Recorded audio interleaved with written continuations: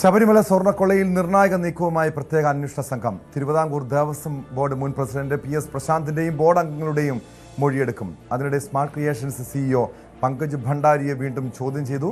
2 ജീവനക്കാരുടെയും മൊഴിയെടുത്തിട്ടുണ്ട്. വിവരങ്ങളുമായി ഡാൻ കുര്യൻ ചേരുന്നു. ഡാൻ, ഇപ്പോഴെന്താണ് ഈ സ്വർണ്ണക്കൊള്ളയുമായി ബന്ധപ്പെട്ടുള്ള പ്രത്യേക അന്വേഷണ സംഘത്തിന്റെ നീക്കങ്ങൾ എങ്ങനെയാണ്?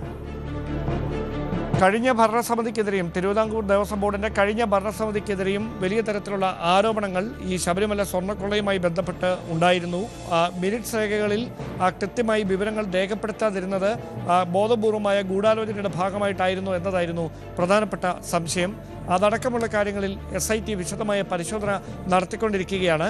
അതിൻ്റെ ഭാഗമായിട്ടാണ് PS പ്രശാന്ത് ഉൾപ്പെടെയുള്ള കഴിഞ്ഞ തിരുവിതാംകൂർ ദേവസ്വം ബോർഡിൻ്റെ ഭരണസമിതി അംഗങ്ങളെയും അധ്യക്ഷനെയും മൊഴിയെടുക്കാനുള്ള ഒരു നീക്കം, അവരിൽ നിന്ന് വിശദമായി കാര്യങ്ങൾ ചോദിച്ചറിയാനുള്ളൊരു നീക്കത്തിലേക്ക് ഔദ്യോഗികമായി തന്നെ പ്രത്യേക അന്വേഷണ സംഘം കിടക്കുന്നത്.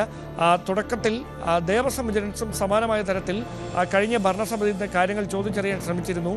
പക്ഷേ അന്വേഷണത്തിന് പ്രത്യേക സമിതിയും ഹൈക്കോടതിയുടെ മേൽനോട്ടവും നിരീക്ഷണമൊക്കെ വരുന്ന ഒരു സാഹചര്യം ഉണ്ടായതോടെയാണ് കേസിൻ്റെ ഗൗരവം വർദ്ധിക്കുകയും പല തലങ്ങളിലേക്ക് അതിൻ്റെ അന്വേഷണം നീളുകയുമൊക്കെ ചെയ്യുന്ന സാഹചര്യം ഉണ്ടായത്. ഈ മിനിറ്റ്സ് രേഖകളിൽ സ്വർണം പൂശിയ ചെമ്പ് എന്നുള്ളത് ചെമ്പെന്ന് മാത്രമായി രേഖപ്പെടുത്തിയത് കൃത്യമായ ഒരു ഗൂഢാലോചനയുടെ ഭാഗമായിട്ടെന്ന കണ്ടെത്തലിൽ ഉറച്ചു നിൽക്കുകയാണ് SIT. അത് നേരത്തെ ദേവസ്വം വിജിലൻസും സമാനമായ കണ്ടെത്തൽ നടത്തിയിരുന്നു. എന്തായാലും അതിന് ബോധപൂർവമായിട്ടാണോ അതോ ഒരു അബദ്ധം പറ്റിയതാണോ, ഇതടക്കമുള്ള കാര്യങ്ങളിലാണ് കൃത്യമായ തെളിവുകളോടെ അന്വേഷണ സംഘത്തിന് വ്യക്തത കൈവരേണ്ടത്. അതിൻ്റെ ഭാഗമായിട്ടാണ് PS പ്രശാന്തിനെയും മറ്റ് ബോർഡ് അംഗങ്ങളെയും മൊഴിയെടുക്കുന്നതിനായി ഈഞ്ചക്കലെ ക്രൈംബ്രാഞ്ച് ഓഫീസിലേക്ക് വിളിച്ചു വരുത്താൻ ഒരുങ്ങുന്നത് എന്നാണ് ലഭിക്കുന്ന സൂചനകൾ.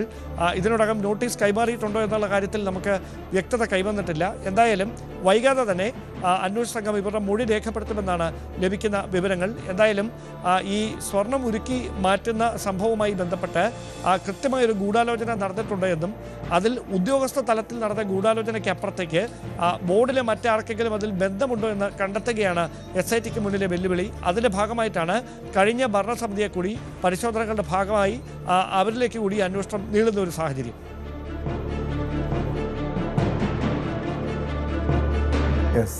വ്യക്തമാണ്. ഡാൻ കുര്യനാണ് വിവരങ്ങൾ.